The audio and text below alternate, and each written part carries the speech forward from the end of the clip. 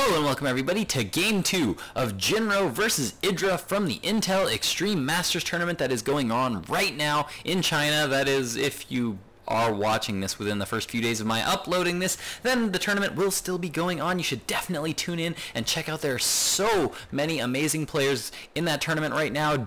Puma is in the mix. I know Hasu Obs is there. Strelok is there, as well as Rain, Dimaga. Obviously EGIdRA and GLiTCHStarCraft are there. So many amazing players are out there playing in China right now. Should definitely check that out if you get the chance. If you happen to go to teamliquid.net, check out the live streams. You'll definitely see the Intel Extreme Masters Tournament going on there. These games are also available from Team Liquid. You can also find VODs already out there cast by the pros. I'm actually not sure who's casting this tournament right now. I'm actually not 100% sure about that. I've been out all day, so I haven't actually been able to watch any of the IEM myself. I just came home and saw that all these wonderful replays from the IEM were already up, so I decided to cast some of them. So we are going to be jumping into Game 2 here. In Game 1, EGIdRA just went for his heavy macro style, went for that pro Ling Baneling Muta mix, and EGIdRA's just really good at macroing and really good with Lings, Banelings, and Mutas. And GLiTCHStarCraft just didn't go for siege tanks at all. The whole game he went just for Hellions, and then he transitioned into Marine Hellion, and he transitioned into a Marine Hellion Raven mix, which was kind of funny and didn't really work out too well there for GLiTCHStarCraft. So we're definitely going to see if he's going to try something a little bit different here. Now, Game 2 is going to be here, and we are going to see that EGIdRA is going to be fast expanding on this map. GLiTCHStarCraft, in the meantime, just throwing down that barracks, going to get down that marine, and EGIdRA, unlike Game 1, was able to get his drone in, scout exactly what his opponent was doing, scouted that one gas out. Definitely a critical part of scouting any Terran in the early game. Definitely want to know exactly how much gas he is looking to get, whether he's looking to get one gas geyser, two gas geysers, or no gas geysers, because each of those is going to be very indicative of a set of strategies that EGIdRA can start crossing off his list.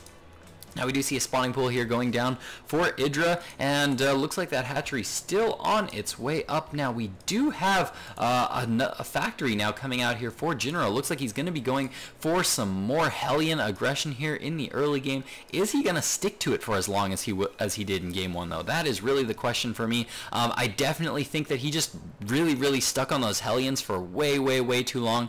Needed to start getting up some siege tanks or some other units. Now we do have a bunker here going down at the natural expansion of EGIdRA, able to get it up just before that hatchery completed. That means he can get it right up there next to the hatchery before the creep starts spreading all over the map. And it looks like that SCV is actually going to be taken out there by EGIdRA, and now this marine just going to, two marines actually, just going to be kind of left out to dry right now. And yeah, that bunker is just going to have to be canceled there by GLiTCHStarCraft. Not the best control there from GLiTCHStarCraft. An excellent defense there by EGIdRA, able to pick that one SCV off there with those two drones quite easily.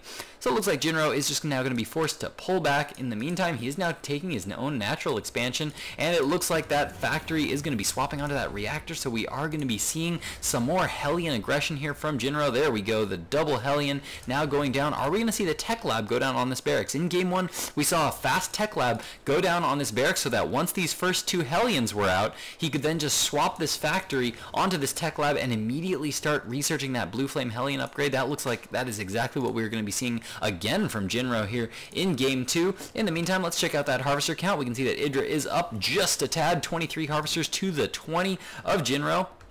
Definitely macroing up very hard, getting saturated at the natural expansion, starting to throw down that spine crawler. Has he seen anything? No, he hasn't actually seen that factory that has gone down quite yet. Hasn't seen it, but did scout that one gas again. So it's going to be pretty indicative of the fact that he's going to be going for Hellions. EGIdRA's got to pretty much be expecting that at this point. And as we can see, that Blue Flame Hellion upgrade is now coming down for GLiTCHStarCraft. Looks like he's going to be getting up that fast Blue Flame Hellion, but will he be sticking on it for as long as he did? Because definitely want to see some longer play from GLiTCHStarCraft here in Game 2. Now we do have these two Hellions keep trying to poke in here to the natural expansion, but they're not getting too much damage done right now. Did he get any workers killed? Looks like no, he didn't actually get any workers killed in there. Just keeps poking in there, and it looks like he might actually lose a Hellion here. No, not quite. keeping both those Hellions alive, and there you go. Finally lost one Hellion there to that Queen. Queen with 1 kill, rank Predator. Definitely a beastly killing machine, those Queens. Yeah, no, not so much, not so much. There are 3 of them currently on the map right now, though. Definitely going to be spreading that creep all around the map, getting all those injects done. EGIdrA definitely known for his timing. See how immediately after that larva pops off, EGIdrA just immediately starts injecting right away. Definitely does not miss an inject. Going to be sending an Overlord into this natural expansion, seeing that that natural expansion has gone down. In the meantime, he's going to be sending in a few lings to try to see if he can't slip up that ramp. And Jinro with the quick timing, able to pick that supply depot up so fast, react so quickly to those Zerglings. Such excellent play there from Jinro. Now, we do have this natural expansion starting to get mined out fairly well there from Jinro. Currently only 28 Harvesters on the map, though, to the 42 of EGIdrA. So EGIdrA definitely in a good spot right now in terms of economy. Very soon we're going to see him start to explode in economy. Note that there are destructible rocks at the back of EGIdRA's third. On this map there is a small third here with only 5 mineral patches and a regular Vespene geyser protected by this destructible debris and a ramp that leads to their natural expansion. Jinro trying to poke in there a little bit and trying to see what he can see, but as you can see there isn't a whole lot to be seen there. Spire Tech now coming up here for EGIdRA, going to be seeing some more Mutalisks, more Lings on the way, +1 melee upgrade currently being researched here for EGIdRA, so it looks like he's going to be once again going for that Ling Baneling Muta style. What worked before definitely could work again here for EGIdRA in the second game, and now we are seeing Jinro going for that little bit more standard siege tank play. Definitely going to be loving this from Jinro. This is much more normal timed. Once he finished that Blue Flame Hellion upgrade, just got right to producing those siege tanks. Definitely liked that. Definitely loving that from Jinro. More barracks now going down. Definitely going to expect to see a reactor going down on this other barracks because he's going to want to start to get that marine count nice and high up there.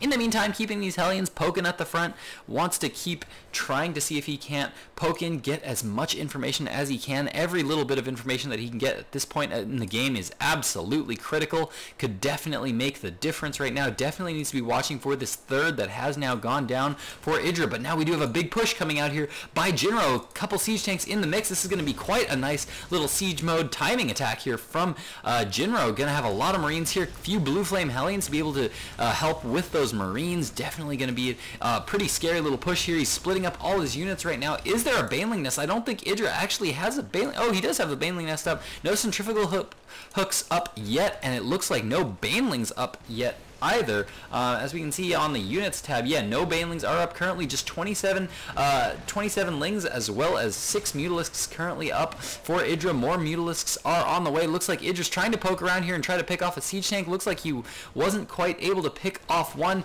but he's currently being forced back, trying to cut off all reinforcements. Definitely smart play here from EGIdRA. In the meantime, these siege tanks are coming in, and oh, looks like one Mutalisk is going to be caught there in a bad rally.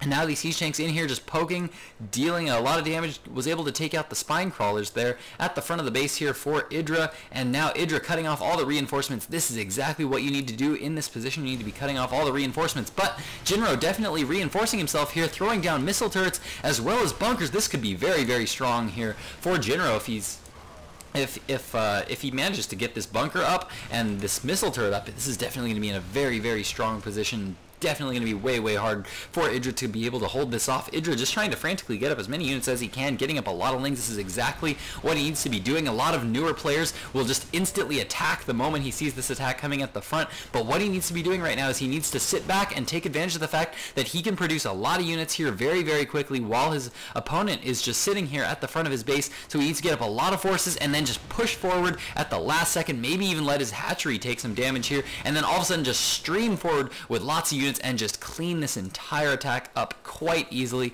EGIdRA trying to macro hard, but we have a lot more forces coming out here for Jinro. They are going to be reinforcing this, and man, this push is getting stronger by the minute. EGIdRA needs to engage here before the rest of these forces get here. While the unit numbers are still low, this is exactly what EGIdRA needs to do, but looks like now these forces are going to be arriving, and this push has just gotten a lot stronger. Bunker going down here. EGIdRA trying to get some damage off on some of these forces here. Looks like he manages to pick off a few units there, but a small group of Marines stimming in right now, trying to take out these as many of these Mutalisks as they can, and a lot of Mutalisks kind of going down here carelessly by EGIdrA. Food counts right now dead even, 117 to 117 right now. Jinro continuing to macro up more forces at home, not really producing a whole lot more SCVs at this point. He is really committing to this attack, not mining any more gas right now, still only operating on these 2 gas geysers. Currently +1 infantry weapons is coming up right now, so EGIdrA really just trying to go for a very strong contain here, forcing EGIdrA to produce a lot of units. Of course, we can see that he is not producing any drones to get up at this 3rd, and now the forces of Jinro now moving in, getting a lot of worker kills here right now. 12 workers killed, and here comes the big engagement by EGIdrA. Banelings are currently up, and they're trying to get in here and deal a lot of damage, and there we go. We do have a bit of a cleanup here, but is it going to be enough here? More Marines are stimming in right now. They're able to pick off a lot of those Mutalisks, and there is the GG from EGIdrA. Holy cow, nice little attack there from Jinro. That means Jinro has taken game 2, and we're going to be going into game 3 to see who can take this best of 3, because we are currently tied 1-1 to see who ends up the victor of this match. Stick with me, guys. Game 3 right now.